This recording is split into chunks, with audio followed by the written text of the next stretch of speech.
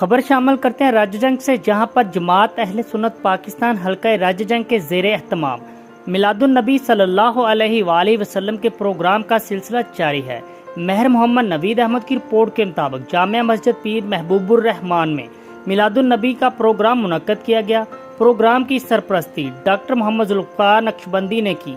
Programme میں خطاب حضرت علامہ مولانا پیر محمد جلیل الرحمان نقشبندی نے شان مصطفیٰ پر خطاب کیا۔